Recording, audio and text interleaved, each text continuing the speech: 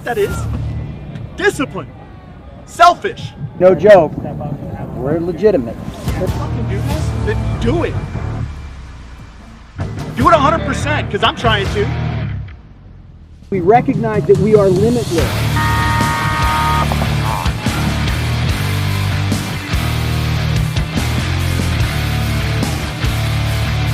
You gotta be a champion to become a champion, right?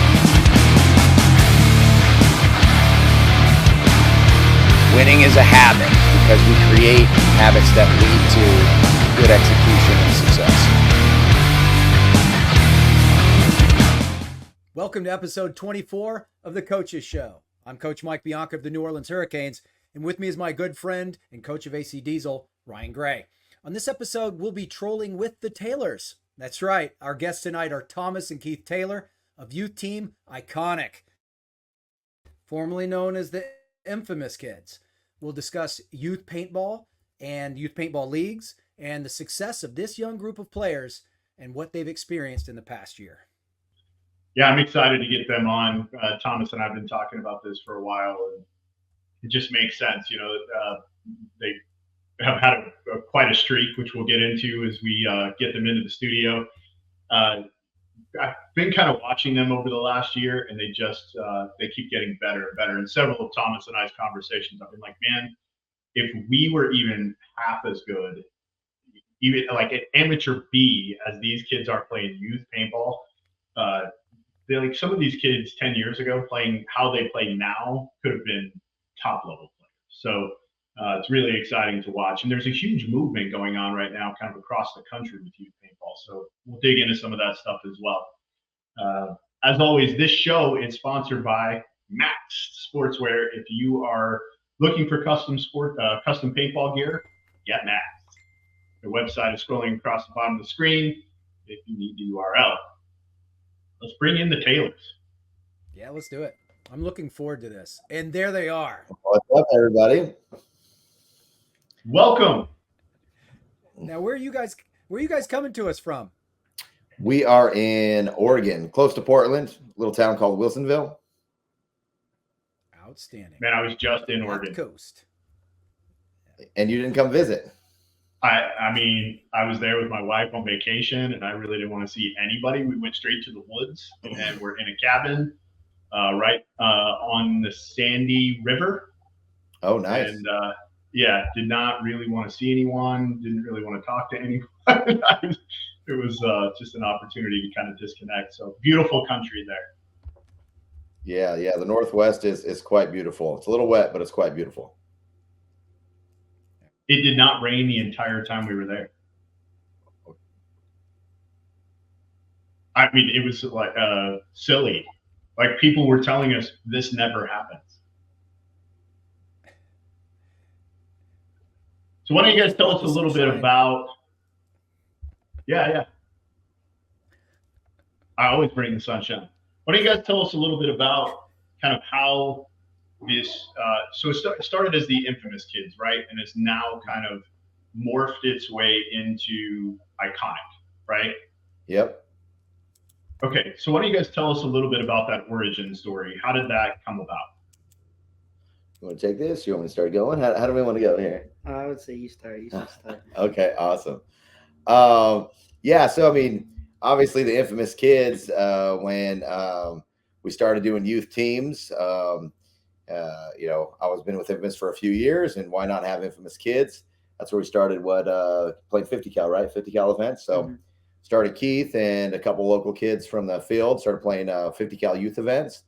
And we've had Infamous Kids for 4 years, I think. I think we ran Infamous Kids for 4 years.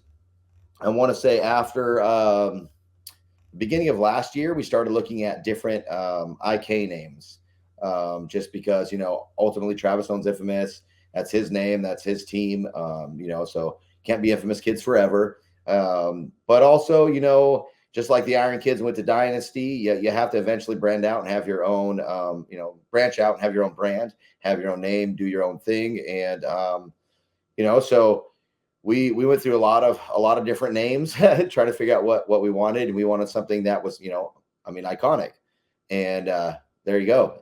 It just fit. I think my wife was like, hey, why don't you just flip out some C's with some K's and we're good to go. We're like, solid. Smart. Good thinking. So, Keith, were you there from the beginning? Yeah, I was there when we first started playing 50 cal, and then I've been with the Infamous Kids ever since. Okay, and how long have you been playing? I would say probably like 6 years, 6 or 7 years. Wow. And how old are you? 14. Wow. Wow. You're 14 years old? Yeah. Damn. You're good, kid. 14. Thank you. Yeah. Yeah. When we pull this film in a little bit, you don't play like a 14-year-old kid. Yeah, There that you caught me go. off guard. Yeah. Yeah, you play well. Good for Thank you. you. Okay. Thomas, from a coaching perspective, you've had to make kind of a transition from, being the guy on the field all the time to now doing a little more coaching, and especially now with your son. Yeah. And you've coached them the entire time. So what are the differences in the way that you, one, have to talk about the game, and then two, kind of how you have to maybe alter your speech a little bit, dealing with the young kids versus kind of maybe the mid-20s guys? Yeah, I mean, that's a great question, right? So, in coaching in general, I mean, I started coaching teams probably right around the time Keith was born. So I probably started really getting into coaching about 14 years ago, 15 years ago, right? So like, you kind of learn along the way, and you have different age people and different styles. But I think, the idea of coaching a youth player, especially a beginner player, we'll say, whether it be youth or an adult, a lot of that's the same if you get them fresh and they're brand new, like they don't have a lot of bad habits. You're not unfixing, you're not fixing what is broken. You're just teaching them the way, right? So, up here in the Northwest, I have a tropics team that I coach. I help Startology. Obviously, I was getting them to practice with you guys and coaching those guys, semi-pro team, so there is different ways you have to go about it and teaching it, right? What I'm going to tell Ology to do or how to go and break down a layout is, similar to what I'll tell everybody else, but there's going to be a lot more in depth when you go to youth, right? So, I think the biggest thing with the youth is really walking them through each and every step of what you would do in a given situation, like how you would do it. You're working a lot more on, when I'm coaching them, and it's really a lot more about the fundamentals. We're doing the same things over and over and over, and the big thing, and Keith probably can get into this, was a little bit different from 3-man to now. 3-man, I was trying to get a move and they're playing lone pack. I'm trying to get them down the field and go. But when we decided to switch over to 5-man, this was just before. It's only been 18 months we've been playing 5-man, huh? Yeah. We've only played about 18 months we've been playing 5-man. So in that time frame, I had to switch the way that I was teaching these kids, because I brought a lot of 3-man players over there, and I hadn't taught those other kids yet, right? I'd only been teaching 3 kids. So now I got 6 kids, or was it 7 kids? 7 kids that I hadn't coached yet. And the biggest difference was coaching those kids compared to coaching adults is, one, they never played 5-man before. So you have to break it down like, okay, well, what can these guys do, or what can these girls do? Because we have a girl on the team too. She's awesome. What can they do? So really for them, it was not just, coaching fundamentals and then putting them in a position that they could help the team be successful. Right. And we do that with all players. You even do it with your pro players, right? What are they best at? But at the youth division or at the younger division, it's really, really important because, I'll go back to that first World Cup we went to, when these kids are 12 and 13 and they're playing 16-year-olds that are, Team USA players, right? And you're like, oh, we've never played 5-man before. We're just here we heard there was a youth event, right? But really just instilling to them that this is their job, and this is the plan, and if you do that plan, we're going to win. And if we don't win, it's okay. But you have these little jobs, right? Whereas, I can be much more harsh and more critical of what like my tropics team does, because they're all adults and we can go over stuff, and most of them have been playing paintball for a long time. So when they come off, I can really really dig into them and be like, that is not what we talked about. This is what you're supposed to do, but I can do it. And it's a different tone, you know, there's a different tone coming off where the kids, you know, now I think they're getting some of the, like the harsher coaching. What'd you say at the WCPPL? Yeah. They got some, you know, some real life coaches. They made some critical errors. But you're doing it with gloves on, right? You're doing it with really, you know, you're not just speaking at paintball. You're trying to speak into their hearts and say, hey, you know, I believe in you. You're going to do this and it's going to work. Right. And I can't tell you how many times in this last 18 months, I mean, obviously these kids have won everything they've touched, but the most critical moments, having to just take a single player and tell them like 5 different times, no, you're going to do this and it's going to work. And I'm telling you right now, you're going to do this and it's going to work, because they're questioning themselves. We're doing it right. Where an adult, you're just going to tell them and they're going to go do it and it's going to work or it's not going to work. And to be honest, it works less when I coach adults. I mean, just they don't buy in, right? They don't buy in. They don't believe. There's still that question in the back of their head, or, you know, something's still fundamentally wrong. So they don't execute it. But, you know, these kids, you know, I tell them that it's going to work. You're going to stand out in the open and you're going to shoot this guy running, and that person's going to die. And that's going to cause your teammate, you know, to make in his spot, and we're going to win the game. And, you know, then they do it. They just do it. Right. Like, you know, like sometimes I have to tell them more than once, but once they, like, I can see it in their eyes, they believe, like that light clicks on, I'm going to do this. They have never not done it. And that's any of my kids. They just do that thing and it works. And they come back and like, oh, you know, like, I can't believe that worked. You know, you're like, I told you, right? You know? But it's different at every level. It's different, right? Because also your level of expectation changes. What you're going to expect from me, you're not going to expect from Keith. Although I'm getting close to expecting, you know, a lot of things out of Keith that I don't even expect out of me, but just in general, right? You're not going to expect the same thing out of a youth player as a semi-pro player, divisional player, and as a pro player. And I do hold these guys to a very high standard, but I hold them to the standard of what they're capable of as an individual. I don't hold them to, this is a professional paintball player, you need to be at this standard, right? And I generally don't put anyone on the youth team in a position where they can't help the team be successful or themselves being successful. And sometimes that, you know, may create some hard feelings because people don't get as much playing time, or, you know, whatever. We make sure everybody on our team plays, that we're not a team that goes there, we bring 7, we play 5. Everybody plays. You go back and look at every finals we're going to watch here, the last 2 World Cups they won, the Sunshine State, what they won before that. Everybody plays. It doesn't matter if you think you're a 10 or if you think you're a 2, you're going to play paintball on this team, right? So, but I put them in positions that they're going to make the team successful, and that builds, I think it builds confidence and it builds character in all of them, you know? I think you just right there, that last sentence is what I think is the key to any youth sport. I used to coach baseball, my son's baseball team, for several years. And the key emphasis is not just teaching them the fundamentals, but teaching them character, teaching them how to win, teaching them how to lose, how to deal with certain emotions, and teaching that discipline, building that confidence in a young man like that is so important. And not just being successful in the sport, but being successful in life. Absolutely. Yeah. I mean, it is a real huge responsibility. You know, you realize you're dealing with a lot of emotions. You're dealing with, you know, changing children as they grow and they get older, and there's just a lot going on there. Right. You know, and, you know, like I said, starting with these guys, they were so much younger than the other teams that they had to go against. Right. You know, I mean, we're in this into our 3rd season, and I can still feel the full team. None of the players they started playing with in youth are even allowed to play anymore. They're all too old, right? You know, or they were already too old when they started it, because they allowed a bunch of people that weren't even supposed to play that first World Cup that the kids won. You know, so and it is pretty cool to see, right? I mean, if we wanted, we could go probably back to back World Cup youth championships, or we'd at least be able to give it a run because we have the players to do it, just because all my kids are so young starting, right? You know, very, very, very young team, and they're all coming into their own now, and it's really cool. But yeah, to answer your question, really, it's the way you speak to people, and it's the expectations you put on them, and that kind of changes the level of team I'm coaching. So if I'm coaching, whether it was back when I was coaching PC Katana, you know, when they went semi-pro and they went pro, or whether I'm teaching the kids, you know, 18 months ago and they didn't even know what 5-man was, you know, you have to understand the situation and the people you're working with.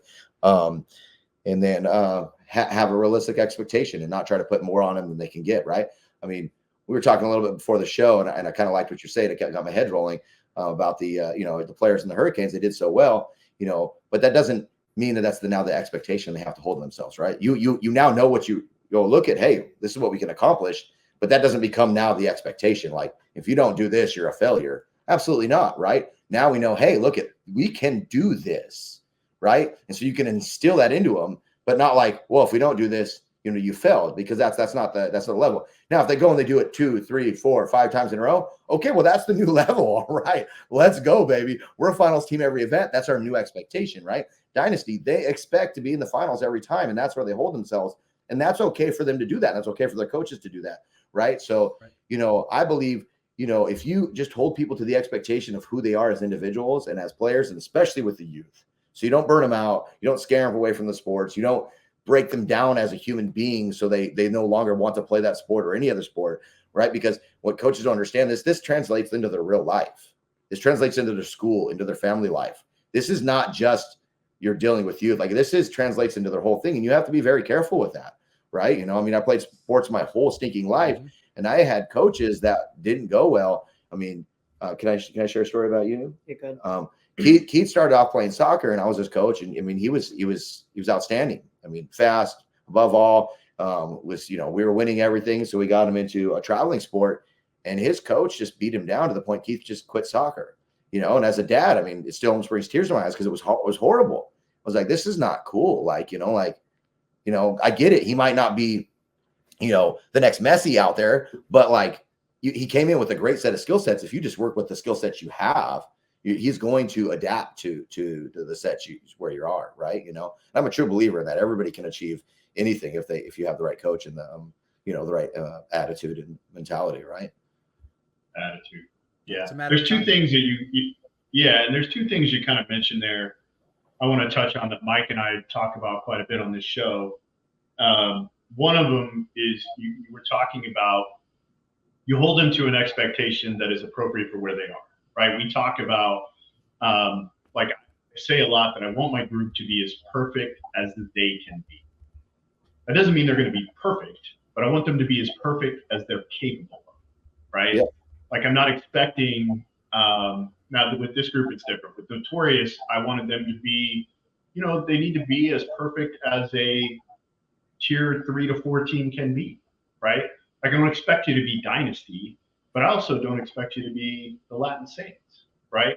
There's you're capable of more, but maybe not quite capable of what Dynasty's doing yet.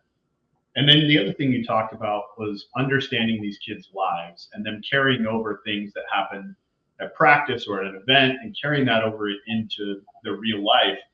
And it works the other way too, right? As they go to school and things are happening at home and, maybe a relative passes or whatever, understanding sort of the emotional struggles that a person is having, no matter what their age is, from a coaching perspective, is critical.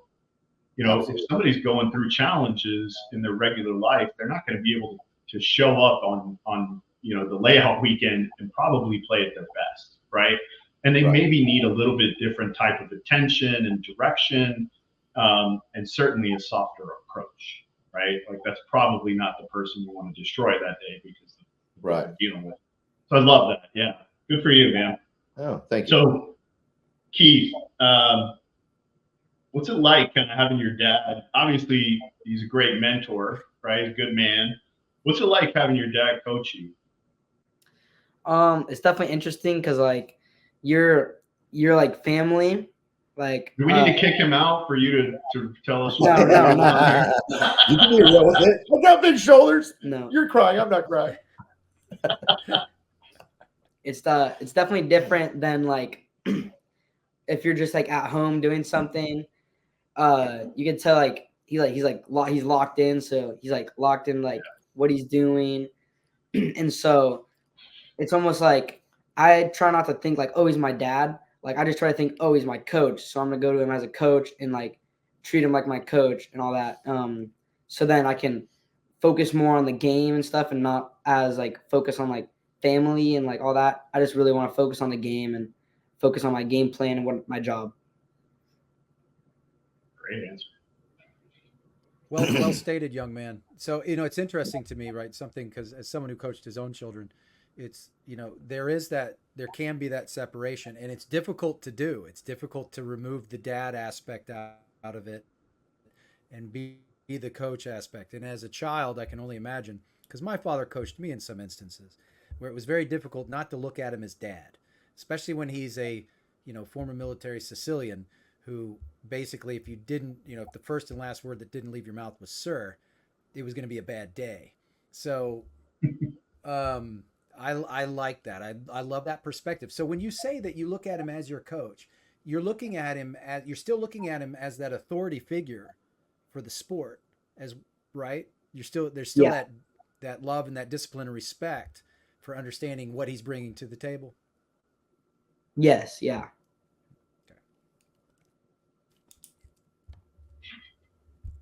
I love that. I'm using this as a psychological experiment. Yeah. I'm taking notes. So Thomas, you and I, we've had some conversations about kind of this sort of resurgence, and really I would even consider it to be more of an explosion of kind of youth paintball. Yeah. A lot of the leagues around the country now, the regional leagues have added youth paintball into their planning. They've got divisions now for youth. It looks like they're getting decent turnouts for their offering. What do you think is the driving force of this kind of resurgence or explosion? Well, I think there's a lot of factors. So I'll start with there's in a lot of areas where you see youth blowing up, you're going to start with a player, someone like Keith, right? You're going to have a old school baller, not necessarily a current professional paintball player, but an old school paintball playing group that now has kids of playing age, right? So a lot of those pockets, that's kind of where it started with. I can go to almost every area, and you're going to find a player or players that have kids and started growing. Then you add in COVID. You had a lot of people doing outside things. It was awesome for paintball. A lot of youth started playing paintball because they weren't allowed to go to the field and kick a soccer ball because you might both touch it, right? So that would be horrible, right? Sorry, I digressed. I apologize. But I'm serious, right? I ran a field. I was running a field at the time, right? So you had, I think you had a lot more youth playing, and then you had a lot of these pockets of youth players starting to come up. And I don't know if it was perfect timing, because we had low impact there for a while, but you just had a lot of youth programs that through those COVID years were created. And like I said, if you look into a lot of the states of areas that had them, you had old school players with kids across the board. And that just brings in more kids, right? Because, Keith, hey, we got some friends. Let's play a tournament. Let's grab some kids. You're at the field, right? And so you start building this. And then you take the first World Cup that was done for the youth. That was 2022. The 2022 World Cup. And a lot of those people that had kids started reaching out, trying to grab other kids because, hey, we want to do this. I mean, there was kids playing paintball, but not like in groups. And so everybody started trying to get all these players. So you had like the 6 months where everybody's trying to get players and add youth in. There was a few leagues already started. I was on my I was finishing my second year of our youth league that we had already started. And we started it right before COVID. A couple other leagues had started doing stuff, but a lot of the major leagues hadn't done it yet, right? World Cup kind of kicked that off. So that first World Cup, you got 24 youth teams from around the country. Some people out of the country come in, and now it was like prevalent, right? You have all these field owners there. You have all the league owners there, and they're like, whoa, are you telling me that there was enough youth to show up and take over an entire NXL field for an entire day? There was no room for other games. There was more people at that watching that than there was at the pro stands. I mean, it was packed with people standing as far as you could see, wrapping that field, for the youth. And so then here we go, right? Everybody starts like, whoa, should I add that to my league? Should we do it? And at that time, Keith, you're 12. Keith's 12, I think, at that time, right? Yeah. And I'm like really pushing, calling leagues, Bunker Fest, talking to people at Paintball Fit, talking to Mike Hinman. I'm calling leagues everywhere because I'm trying to get them to get with me, to get with Chris Rail to change the rules, because the rules were instantly going to knock all these kids out. And I've seen a few of these waves over my 23 years of doing this. And what happens is within 2 years, they all rank up and they're all gone. Side subject we can talk about at the end. It's happening again right now. So we're almost at that bubble, and we're going to lose a lot of youth. But that's we can dive into that in a little bit after I answer this question. So, everybody says, well, hey, let's do this. Let's create youth events. So, a lot of the leagues I talk to help them come up with kind of a thing. Some of them pick their own way of doing it, but like everybody agreed, let's start doing more youth events. And then once you get all the big dogs doing it, then everybody else says, hey, let's do it too, right? So I think there was a lot of factors. There is tons of youth always playing paintball.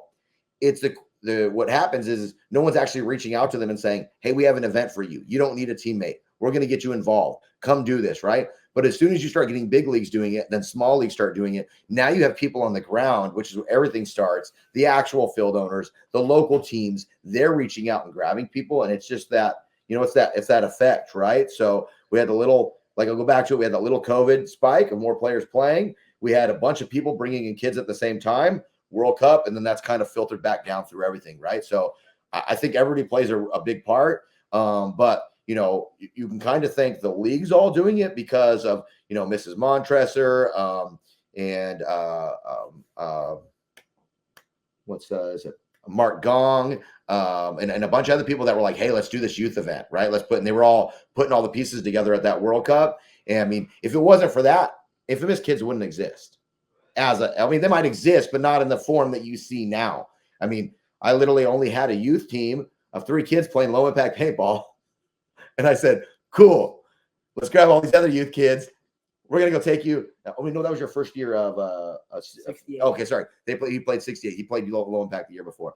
Playing 68 3-man. And I grabbed all these kids and let's go create a team, right? Let's just, hey, this is you and this is you. You meet each other. You're now called Infamous Kids, right? But if they weren't doing it at World Cup, I don't know that it would have happened. And you can even back that up 1 year when they did the youth exhibition in 2021 on the finals field. So that got people excited. Oh, hey, maybe my son or daughter can get on a pro field, get on the finals field, right? So I think there was a lot of perfect timing there. And I don't know what sparked Mark and Mrs. Montresor to kind of push the youth thing there. That's probably more of a question from them. But that one little piece was like the final piece we needed to get all those youth coming together and start going. And then all the leagues saw, hey, well, not only, listen, this is business at the end of the day. The league saw, hey, there's an opportunity to have more business here. But they also see, hey, there's a need, right? And then those two things both need. If there's no need, no one's going to provide it. If there's no want, no one's going to give it, right? Right. So now we have this whole thing that's going, and it's really, really cool. And the youth coming out of these divisions, they're crazy good. It is wild how good some of these kids are. It's really mind blowing how, what they've done in the last 2 years. So you also, like you mentioned a little bit there, with Major League Paintball and kind of that thing that them bringing in the youth. And I'll tell you what spurred that.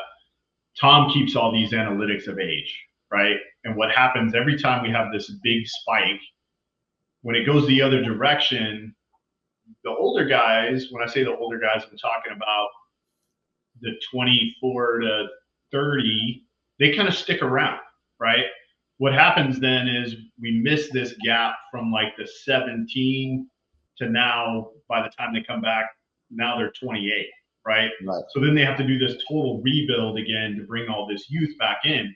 And they realize that if they can, and this is totally not the way it's supposed to work, that top-down thing you were talking about where the league does it and then it trickles down, it's totally backwards, right? It really should be the regional leagues creating the environment, and then the NXL and Major League Paintball go, hey, we have to do this because there's so many teams, right? They're demanding of us to do this. So it's interesting, one, that it seems like it worked, as you mentioned, that Major League Paintball and NXL do this youth thing in 2022, and then it kind of trickled down to all of the regional leagues. However it worked is great, right? It's really good for paintball, period, because it will continuously fill the gap of age, hopefully. And I do want to get to your question about, or your comment about PB leagues in just a second, because I literally have notes here. Like anytime somebody shares something like that, literally I create an email almost immediately when we're done with the show, and I send it to everybody I think needs to know it. Because if it's a problem and we have the ability to at least make people aware that it's a problem, we'll do it, right? So literally, as soon as we're done with this show, I will generate an email and send it to anybody I think needs to know it. And I'll probably CC you to it so that you can put your feedback in as well. But nonetheless, so it just keeps this constant flow of new young players coming into the league, right? But if and I think this is what you're about to tell us, if you're saying that we're going to lose them because now they're going to be forced to play in a division that maybe they're not ready for, that's a problem. It's a problem. It's a huge problem. Is that what you're about to tell us? Okay. So what's the rule and what needs to be fixed? So let's use my very old self as an example. You can't play youth paintball. You're like 97 years old. But once I turned 40, oxygen. Once I turned 40, my points start becoming less and less every year, right? Right. So I'm pretty close to being able to play Premier here shortly, right? I got to go to WCPPL next year and play Premier probably, right? When I did turn 40 originally, my points didn't even count in 10-man. Then I went and played 110-man, and they said none of that, and they bumped it to 45. But, you know, we have a system built in place for people 40 and older, right? To keep you for whatever reason, so you don't point up, so you can play up. I'm not really sure how it came up, but the idea is that you start bringing points down. So maybe it was for old semi-pro players or whatever. I don't know exactly where it came in, but you earn less and less points as you go. For paintball, y'all use him. He played a 7-man with me when he was 11, just for the fun of it, and they made him rank, right? So at 7, we go play, or at 11. And he plays, well, he played 4 or 5 points, you know, he shot a couple guys. It was fun. We had a good time together, dad and son, right? 7-man, Corey Fields event. Well, the second we went and played youth, at the time youth counted towards you, he's a D4 player. One youth event. He's a D4 player because that 7-man gave him like 115 points, right? So right after that World Cup, I'm like, hey, there was all these youth families in there. And I'm like, hey man, does anybody else have this issue? And people are like, oh, you know, I don't have that issue yet, but we're not going to put in our kids and any players that play a PB Leagues event, because if they play PB Leagues, they're going to age out. So I start messaging all kinds of parents. I start going through talking and start finding out that so many kids have quit paintball already, or that they're going to stop the kids from playing for a while, or they're not going to play any leagues because they go in at a 9, 8, 9, 10, 11, 12, maybe even 13, a brand new 13-year-old. They go play an event and they're instantly ranked. Well, you're ranked like the same guy that's, a D2 athlete from a college that comes out and plays at 22 or 19, right? Like, you know, that's a full athlete. And then you have kids that can barely hold their guns and they have to go out in the same field because they played a local 5-man or 3-man event that had PB Leagues attached to it, right? So, so I started trying to get that ball rolling, talking to Tom Cole, talking to Chris Rail, talking to, like I said, Mike Hinman, a bunch of other people that run leagues. I said, hey guys, can we do something? Everybody said we're on board. Nothing. What I was trying to propose is if you're like 8 to 11, you don't get any points. Why would you need points in an 8 to 11-year-old? What they're going to play D5 for 3 years? Does anybody really care? They're 11 years old.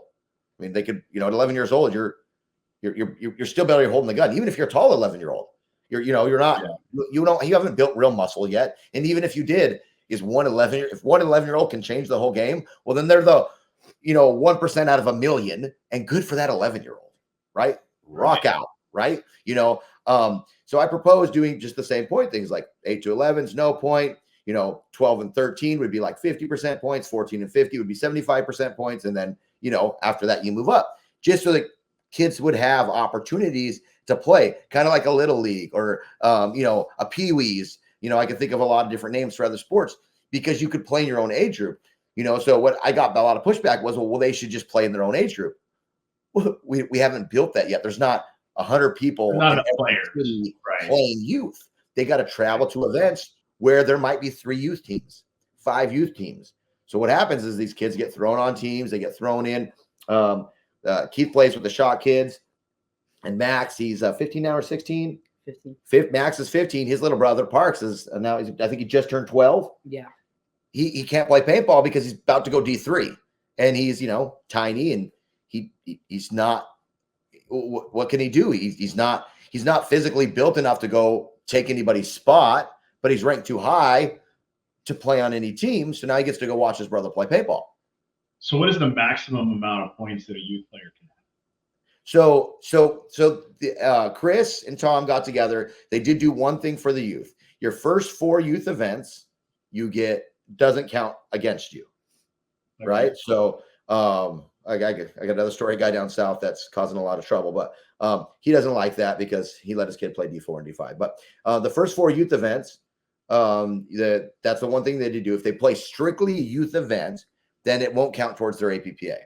But once again, there are only a few leagues that run a youth event. Other leagues running D6 or D5 or you get those points, right? So why? Why? Yeah. Why are they not running youth, or why do they get the points? Why do they get the points? You would have to talk to Chris Rell. Okay, that's the problem, right? That's what we're saying. And I are on a good pace with this, so I don't want this to sound like we've had lots of really constructive conversations. And our last one we just had probably a couple months ago, I was even going to come to the summit and talk to some leagues. We weren't able to get to it, but he is ready to make whatever change we want or whatever. But he's really analytical with it, right? So Chris always uses the 1%. Well, what about the 14-year-old that's a pure athlete that can play semi-pro? Once again, that is 1 in a million, and I am happy for that 14-year-old. And if they decide to go sandbag a lower league because they're only getting 50% points, well, that's one individual. We need to look at the body of people, just like we don't point out like, well, they did for me playing 10-man. They changed the age from 40 to 45. But my points still equal everybody else over 40, right? It's going down every year. I score less and less points. Why? Because it's not about Thomas Taylor. It's about the average human being that's 40 years and older, right? You got to look at the body of people, not about being afraid of one individual that might go win a D5 event because they're that much better than everybody else. So where the problem is, I mean, that's the whole problem is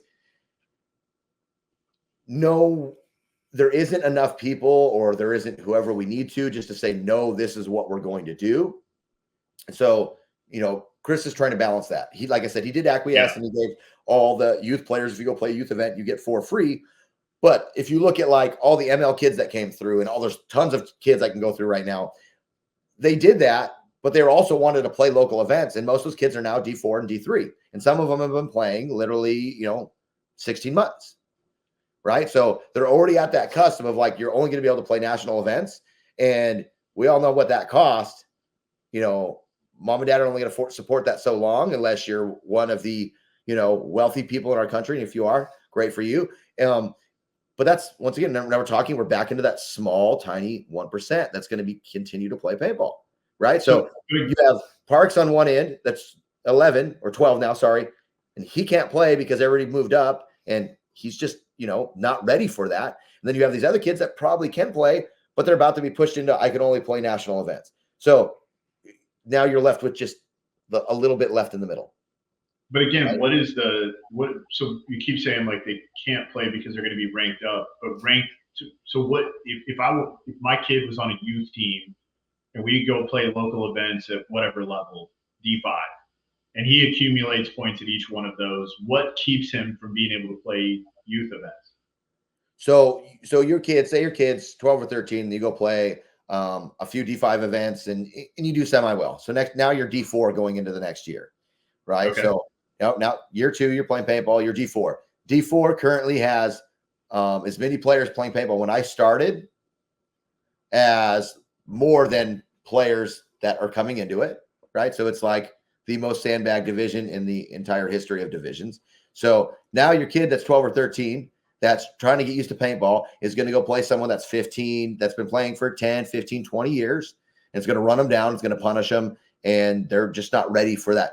But why can't they keep playing youth? because there's not enough youth events, and D5 is not right. youth, Okay. right? Where they can go play if they can fly to an NXL, they can go play a youth. If they come to my field, I got 3 youth events a year. They can come play youth for me, right? But I'm still confused about the point thing with the young guys. So are you saying because they'll accumulate points too fast? Yes, it's too fast. Got it. Okay, so if they start when they're 11, got it. So if they start when they're 11, they play 4 events a year, and they're D5 events, and they do three events when you're 11. You're D4 the next year. Boom. Right, and so then they're D4, and that's as low as they can play locally. If there's no youth opportunity. Yeah, that's right. Or they could go guest on a D5 team, but then you're like, okay, well, now I got to put my kid off the team they're playing, and then be like, hey, you adults, do you want my little kid to play with you? Because you just started a D5 team. And they're like, well, well, they don't have the same attachment to him, so I'm not going to play. Yeah, I mean, he's not really going to play. Like, I get it. There's no way for these kids to gain the confidence and gain the skills. I mean, and once again, like I said, I got this guy that's making a huge stink and upset about Keith specifically, sending pictures to leagues and stuff. By the way, you know who you are. Better knock it off. Because I let my kids play youth for 2 years, I didn't let them go play anything else because I wanted them to gain the skills, the mindset to be able to take a bunkering. Right when I started this team, half the team couldn't get bunkered. I mean, they won World Cup that year, but they could not take a bunkering. That was not in the cards. Like, I don't want to get bunkered either. I get it. Yeah, right. But I mean, it's more like, hey, you're 2-on-5. Yeah, I'm out. Yeah, nope. Yeah. Yeah, you know what I'm saying? Like, right. Yeah, the gun stays out just a little too long. Right? I mean, you never want to get bunkered, but you know what I'm saying? You have to have that switch that happens that like in life, right? When we mature, then most of us can handle like, okay, well, it's a give and take situation. Right. So we don't have something built up, and we haven't come up with like, hey, this is what's best for paintball. What we do is we focus on what if this one player is so awesome and they sandbag D5 for 3 years. Okay, well, that was the best 9-year-old we've ever seen rock out. Like, cool. 9-year-old went up and beat grown adults for 3 years in D5. I'm actually happy. I'm like, yo, let's go. Yeah. Right? Like that 9, 10, 11, they were sandbagging D5, shooting grown adults that came in there. Like, yes, please. I want to see that. Like that, right? Wouldn't we all love that? I mean, that would be like, come on, like you're gonna be bad at an 11-year-old, you've been playing a couple years, shot you up, like, oh, they're half your size, right? So, and like I said, Chris has come a long ways over the last 2 years in our conversations. I beat him down probably every few months and be like, my kids are all moving up now. That's happening. But there's kids that have already gotten pushed out that if we change the rules, might come back to paintball. Yeah. Right? Might start playing again. We might not lose them because that hype from that first World Cup, that's over now. Right? That hype that got parents to buy in and be like, yes, I will spend money on paintball. This is a sport that my kid can do. That's all gone. Right? Now they're looking at, well, this is an expense. It takes time. Is my kid having fun? Are they in a place where it's productive for them? Right? And we're burning a lot of those off the list pretty quick. Right? And if you don't have those kids there excited about doing it, they're not going to get more kids. Right? And then we're starting all over. Right? And we have to and we don't want to do that. Right? So really what we just need is to create a youth point system that affects all youth.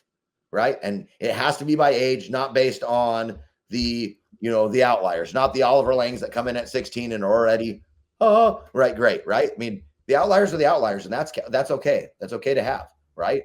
I'm not going to be the same paintball player as someone else that's turning 44 in June. That's, we're different human beings, right? I mean, it just is what it is. And that's okay too, right? Like, so, I'll get off my soapbox, but to answer your question, that's the only way to keep the youth engaged is to keep a place for them to play safely, securely, and where they can grow. Damn good soapbox. I think exactly what you're saying, Thomas. I think you make an excellent point. I think it does another thing for paintball as a whole, and that legitimizes the sport. If we actually have youth leagues, consistent youth leagues, where the parents can see the beauty of our sport, understand it, and it can be introduced to them in a way that it is safe. It's safer than bowling. All these different things that if we get better with our messaging and we can teach kids in a safe environment, in a productive, disciplined environment, then I think you start having these youth leagues pop up. And yes, I think it is an age group thing. I think you make an excellent point. To your point, when you turn 40, your points are only worth like 98%.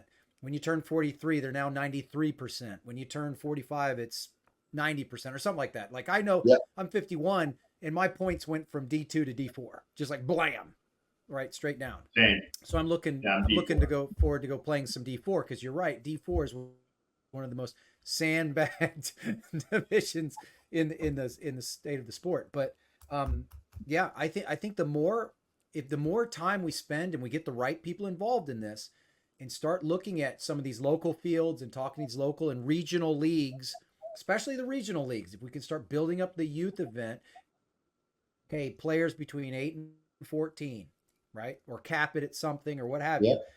Let's see what happens. I think that's going to be key.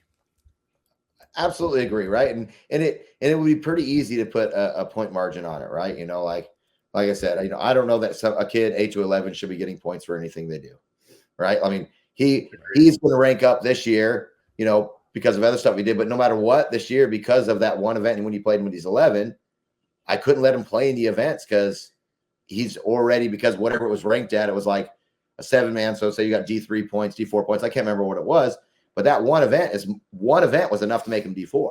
Now, luckily in the system, you're right. You know, if you only play one event, it's worth 0. Yeah, and then, if you play one event, it's only worth 50. If you play 2 events, they drop the high score, then you get the second score, right? So I've had to keep him at one event because if not, because of what he did when he was 11, he was instantly D4. And I'm like, whoa, we can't have that. Like, you know, like a tournament, right? You know, it was just a fun 7-man, you know, I mean, you know, so there's better ways to go about it. And I think everybody's getting there. Just, we need someone to actually do it because I don't want to lose the youth. We wait another year and a half and it may be too late. We're gonna have to start over again. You're only going to have left that pool of like really hungry kids that decided to stick around. Excellent point. Yeah, it's counterintuitive to the goal. Agreed. Silly. Yeah. It really well, is. We're getting rid of the entire pool. Yeah, you guys ready to watch this match? Yeah, let's go. Keith, you want to tee this up for us? So you guys, how was your preliminary rounds? What was our rank? It was you guys went 6-2 in the prelims. Yeah, we were 6-2 in the prelims. We lost lost 2 matches. It was just like we just messed up in those rounds. But the 2 you lost to was the same team you played in the finals, correct? Yeah. So they lost 2 points to that team they played in the finals. Right. Oh, I see now. Yeah, Countdown Kids. Yeah. Mm-hmm. So, dude, talk to him about that with the prelims. So, what was the difference between losing match in the prelims, gaining speed because you lost early in the prelims, right? If I remember correctly, I was only there for about 50% of the time. My coach Pete was helping me because I was playing with New York. Pete, shout out, brother, love you, awesome human being, and great assistant coach. Tell them about why you guys started off maybe slow or losing some points and how that turned around.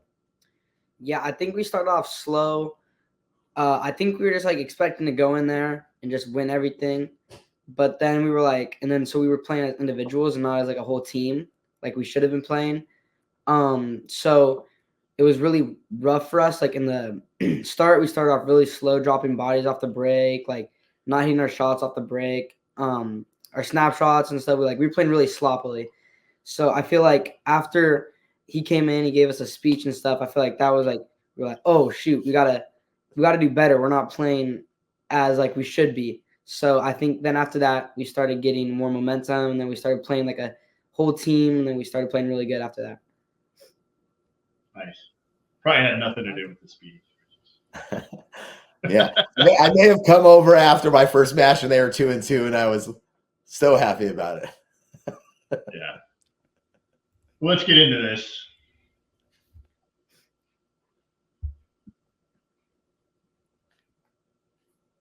That's a good looking group right there.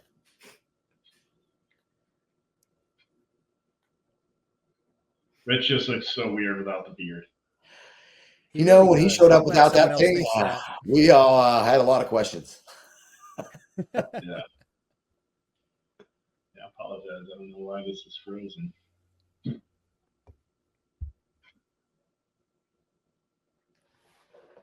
I was just watching it.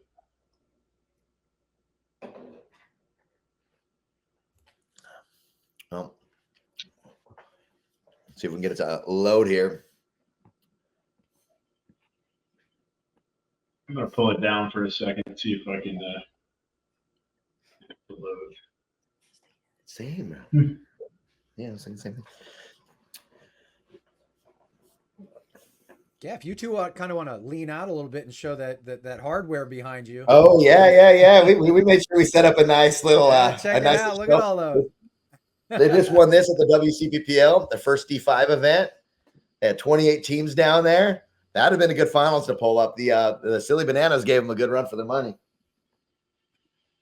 I heard the Silly Bananas were playing with bananas in their pockets. Well, they did hand the kids a bunch of bananas once they got beat. So apparently they hand out bananas when they lose. They're a fun group of guys. They're a fun group of guys. I think they played. They had finished off the year last year in D5. A couple events. Didn't play so well and clearly practiced over the offseason. And they had some people that I would say that definitely their fundamentals are not what I would teach. But they played well as a team. They definitely they were in it. They're in it to win it. I mean, they pushed these guys right up to the very last second. So it was pretty good. It was a fun match. Mm-hmm.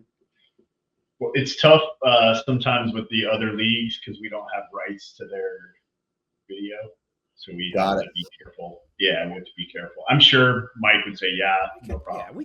Yeah, we can hit up Mike. We'll hit up Mike and talk. Yeah, I just Darren's given us permission, so fair enough. we don't want to get sued. That seems fair. Yeah. Your little thing it says you got to fix the spelling there. What's that? I was just seeing the episode 24 in the top. Can you fix that spelling? Is that fixable? That doesn't go anywhere. Okay, perfect. Nobody can see that. Oh, that's good. Okay, perfect. Yep, nobody's going to be able to see that when this goes up. So this is a post-produced show. All right, so let's back off here. Keith, tell us about this breakout. And where are you on the box? I'm in the back center, so the spot bunker, or what? Is that spot or Hurts at this one? Was this you here? Yeah.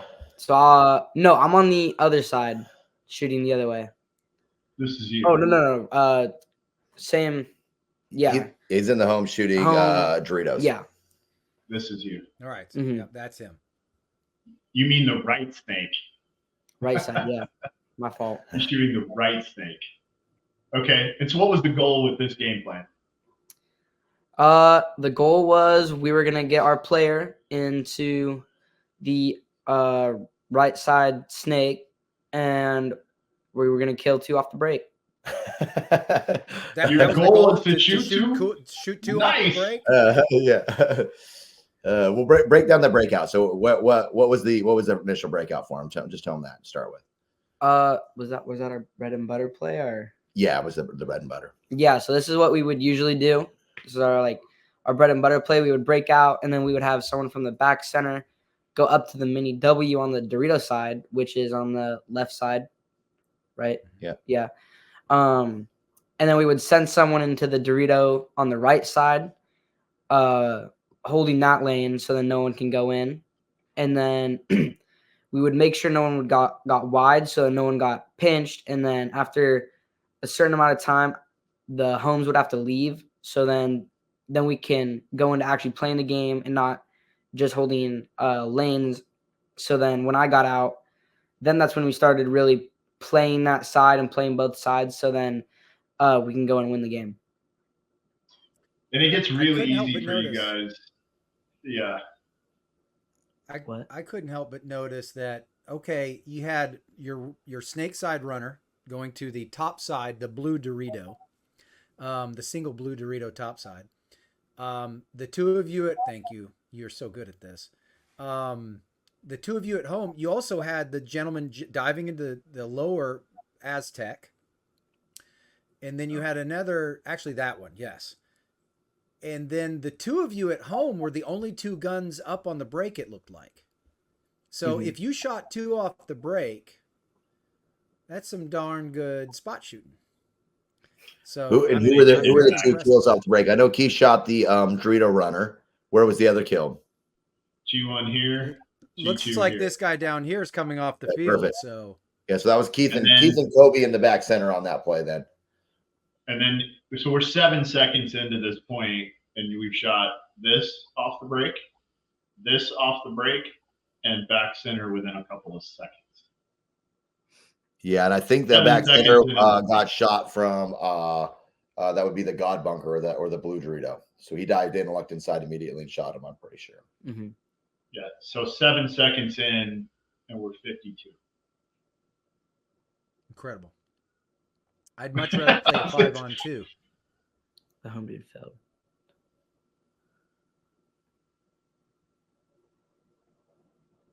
Hey, you guys really should have played this better. Yeah. So he head checks. It looks like he sees the guy in the center with his initial head check, because when he sees it, he comes back in and brings his gun up and waits to come back out and shoot on him. So well done there. Okay, so hold on, back up. So the back center didn't die there. The back center was just immediately filling on. If you go back over, there was only actually a Tiger 2 or Kill 2. Yeah, it was the back Tiger center 2. just immediately filled the God bunker, the Aztec on the snake side. So he's actually not dead here on the bottom of your screen. He fills over, so it's 5-on-3 for a second. Right, because there's a center. There's that top side Aztec on the red side. Yep. So this center filled when Kobe leaves the back center. The back center follows and gets out into the snake entry bunker. Right, and then the top side Aztec feeds the Dorito up top. Yeah. So so it's 53. I'd still rather play 5-on-3 on the break every. Yeah, I was gonna say my bad. You only shot 2 off the break. But then so now you've hustled. Now Keith, is that you who hustled out to the corner there, the corner can? Yeah. Okay. Keith did a great Just job. the center and the top side Dorito alive. Yeah, I think I went from the back center to the Aztec, shot my mirror, and then I went out to the corner and then up to the Dorito. So it's currently a 5-on-1. And the only guy left is that home. But I think he's dead now too. Yes. Yeah. Now, is this a race to 2 or a best of 3? First of 2. Oh. Okay. And so each point is 5 minutes long? Yes. Okay. So there wouldn't have been like a concede or anything. No. I mean, technically they could. but yeah.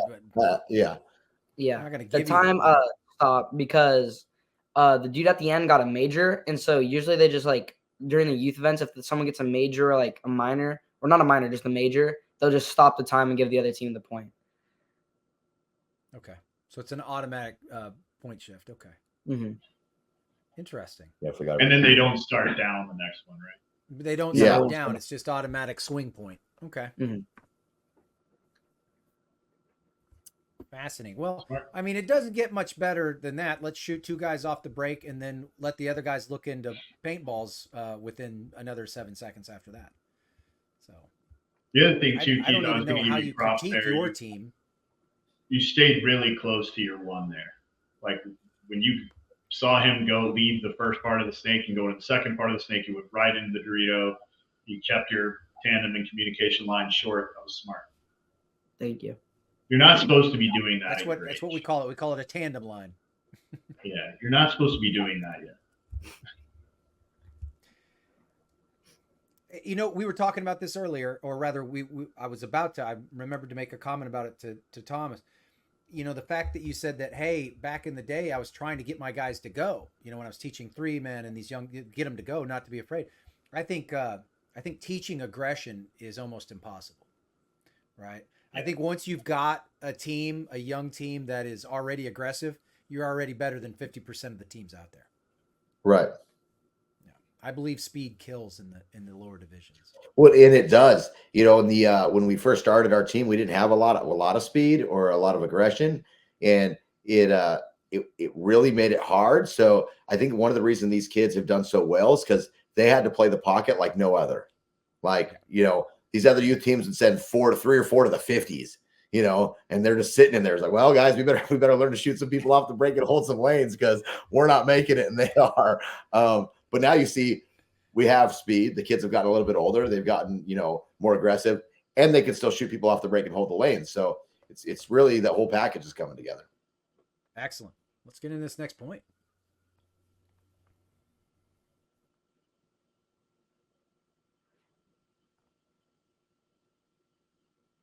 Look at that whip. So 3 guns up this time. Yeah. And you can see over there, Keith shot the temple so early, he didn't even keep running on the other side. I was thoroughly impressed on how fast that stood up. It had to be his first ball out of his gun.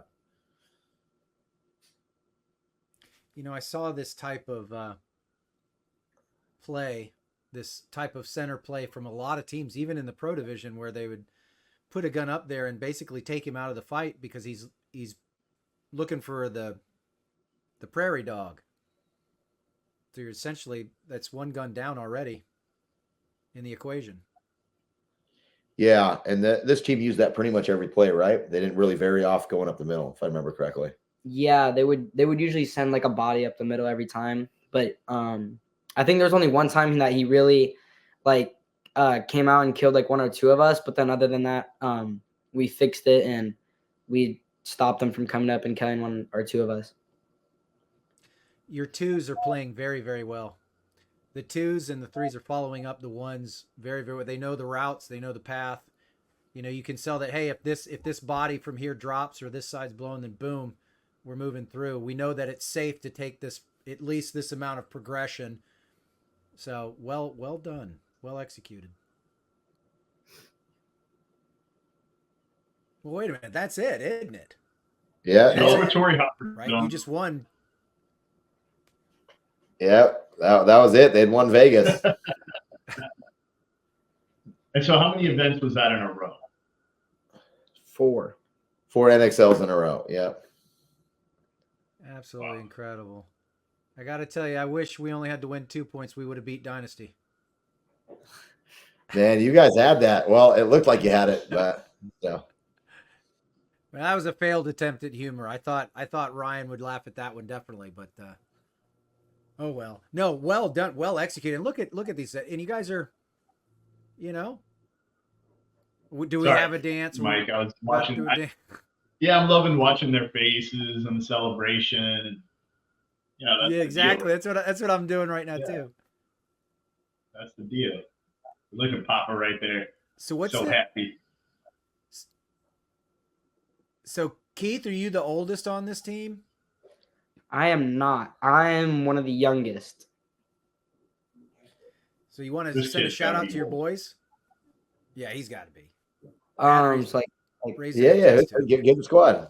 All right, so number 9 right there, my best friend Patrick. Next to him is Skylar, also one of my best friends.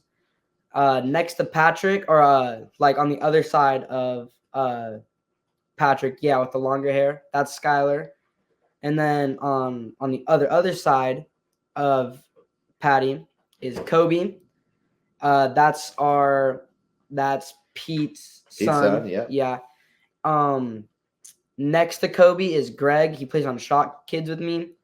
We become pretty good friends over the times that we've done. It's this way. Up there, go up to the top right. You can just kind of see his blue mask. He's the one not making. Oh, too far to your right. Or my right. There you go. Yeah, right there. The one you were circling is Lucas. We just picked up Lucas recently. Yeah. Lucas joined us at World Cup last year. And then he'll be, as we move up, he's going to become part of the squad, become really good friends with their family. He's already ranked a little bit higher, and I told him we wanted these kids to play, D5. He played D5 and a little bit of D4 last year. He's also young like Keith, though. He's just 14. Mhm. Yeah, he'll be part of Iconikk for hopefully for years to come as we create the next them. Yeah.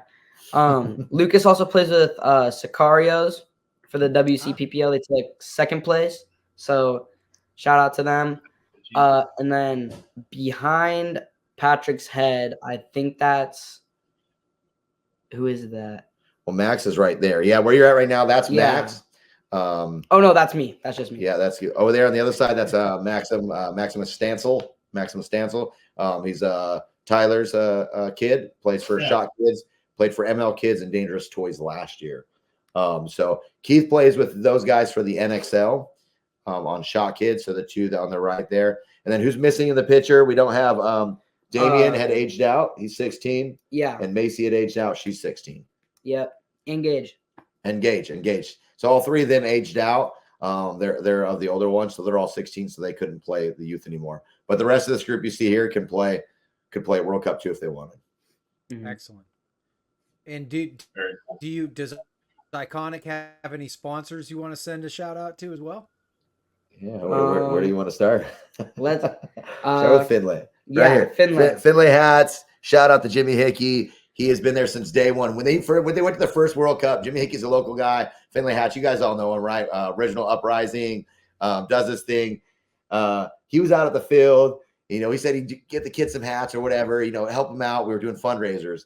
And then he said, you know what? If you kids win, if you win World Cup, you can come to my shop and I'll make you all custom hats or whatever. Little did he know that a year and a half later, these kids would still be winning. So, I think he put his money on the right horse, right? So Jimmy is awesome. Right. Jimmy is absolutely awesome. He takes care of the kids. He's been there since the beginning. Alex Hormesis has been taking care of them from the very beginning. Obviously, Travis is still sponsoring them, even though they're changing their name with Pro DNA. Mm-hmm. Powerhouse as well. They made us custom regs, which is really cool. Yeah, Powerhouse. Then you got a list this year. Bo stepping up. NYX, he's stepping up. We're doing a new jersey for him. It's going to be a little New York theme, so he's helping him out this year. It's been really awesome. Local Field Impact Action Sports takes care of them. Island Designs has helped. SSC Customs does stuff for him. And then our good friend Keith wears some of their headbands. Ace headbands does some stuff with them. Iconikk, the Iconikk that is of the stats. Quinn reached out to me and said he wants to do something since they have the same name, so he's going to help him with some stuff. And then this year they got JT and GI helping out because before they were all Pro DNA, Infamous, and Voltanium. And then Violence. Violence. They just picked up Violence as a sponsor. So so a lot of people helping not helping out, but a lot of people, helping out. I mean, I guess is the right word, but also just, investing into the winning team. And then, knowing that I'll make sure that they get their shine. So, anybody else we're missing? I feel like we're missing something. I know. So do I. I feel like, dang it. Oh no, I'd have to look at the jersey. Yeah. There's probably someone we're missing. We're sorry. I'm sorry. But that's who's currently helping him out this year. So they got a lot of sponsors this year, which is really, really cool. Actually, I'm gonna throw Gel Blaster in there. Gel Blaster sponsored him last year. The guy that we were working with isn't with the company anymore. So, but they do have a contract, so we got to get a hold of them and see if they're gonna uphold their end of the contract. But Gel Blaster did a bunch of cool stuff for them. They made custom Infamous Kids Gel Blaster guns, and it's pretty sweet. Oh, so, very cool. Yeah, hopefully they stick with them because that was really cool. And then last but not least, the Thomas Troll Taylor gear, the TT line, where I'm always doing stuff for them and helping them raise funds. We do a lot of stuff through my website, and that's how we kind of get them going. So nice, outstanding. Very cool. I think we're missing one. Yeah. Well, before we let you go, I want to just say thank you. What you're doing and how you're trying to push youth paintball forward is a big deal, right? And I hope everybody who's watching or listening understands all the things we talk about with responsibility. Like I feel like we've said this a lot in the last two shows. you know, like when you see where there a gap is, you got to step in and fill it, right? Like we can't expect Major League Paintball or whomever to fill the gap. Like we have to step in and do it, right? You see an opportunity and you see something needs to be done, stop bitching about it and go fix it. You know, you got to participate. And so it just takes somebody like you to grab it and start pushing it along. And you know, anything we can do to help, you know, let us know. We want to try to help you as much as we can because it's important. Absolutely. Really Appreciate it. I mean, you obviously, because Keith's playing, it means a lot to me. But you know, I have the next generation too coming up. You know, my daughter plays; she's 11 now. She only plays low impact. My son, you know, Zeki, he's 7. He's already won like 3 or 4 events, and he's playing low impact. You know, so you know, you have these other brothers and sisters. A lot of families that have kids that are playing. You know, so you know, I do want to give some advice that those that have those young kids, because like I said, there's some people out there causing some waves and causing trouble because they made bad decisions with their kids. You right now you have to play the points game. You have to understand what PB leagues, look into it, read into it, understand. And then if you don't want your kid to move up, don't put them in a position to where you feel like the league has done you harm or PB leagues has done you harm or someone else has done you harm. Be responsible with where you're playing your kids and the events you put them in, because they are held to the same standard as every adult in the world. So if that is not what you want for your kids, don't put them in a position where they're not going to play paintball until we get this worked out, because we are trying hard. I just realized that his name says Trolls.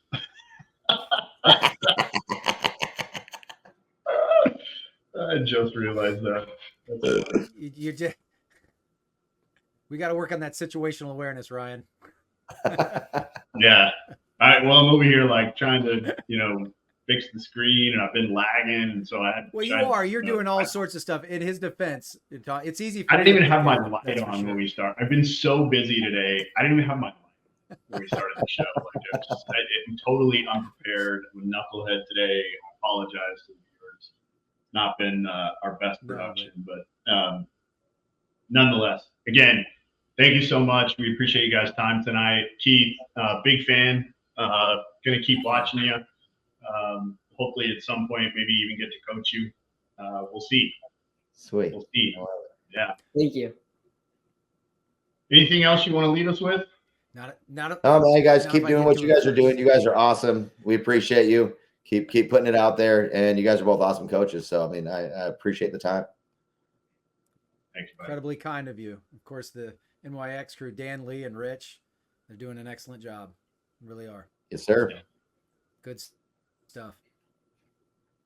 Thanks, boys. All right. That was fun. That was fun. That's fun. I got to tell you, I hope I get to, I mean, obviously I haven't chatted with Thomas enough. I need to speak with him some more in the future. You know, we always kind of in passing say hi and have a quick chat there. And I think we both share a strong faith, right? A religious faith. Yeah. And then, and of course, his son. I'm looking forward to chatting with his son. I'm sure, hopefully, I'd like to talk to him a little bit more. Kind of continue with my psychological experiment. Yeah, I love getting opportunities to catch up with Thomas at the events and whenever. He's got a lot of passion, and again, he's doing things for the right reason, and I appreciate that. You know, genuinely, absolutely wanting to do the right thing for these kids, and I don't care if it's selfish because his kid's playing. Like if he sees, he's been in the game so long, like he can see those gaps, right? He understands the problem with those kind of things, and if it's again, if it takes a selfish motivation to get it fixed for the future, then it needs to be fixed, right?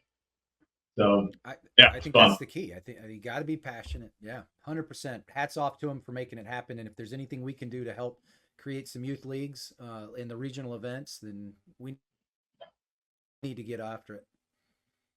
Yeah, for sure. Well, next week, you know what we're doing next week? To coach some younger guys. Yeah. You know what we're doing next week? Wait, I think we're gonna be doing we're gonna have our friends SK and Shane. Yes, and we're gonna be doing some picks, and we're gonna be talking about the upcoming event because it's only 2 weeks away. Yeah, we're gonna see where everybody is from Texas. Still haven't done that yet. I got to pull out my trusty spreadsheet and see where everybody sits from Texas.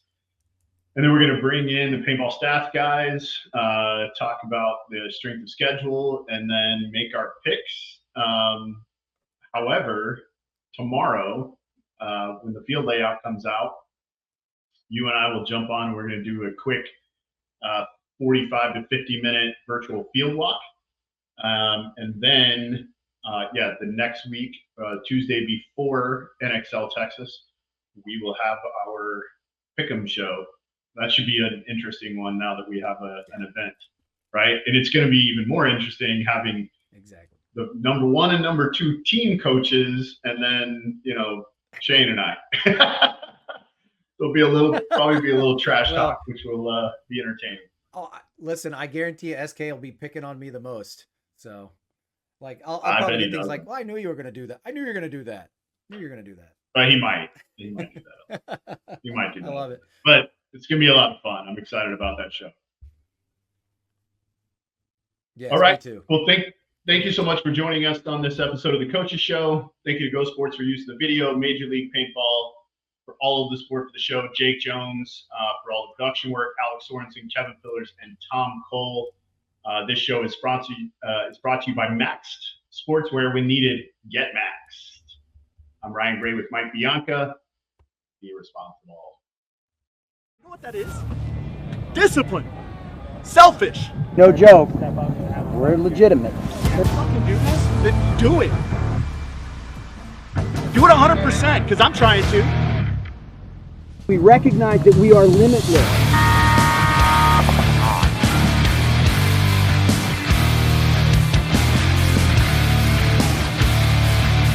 You got to be a champion, become a champion, right?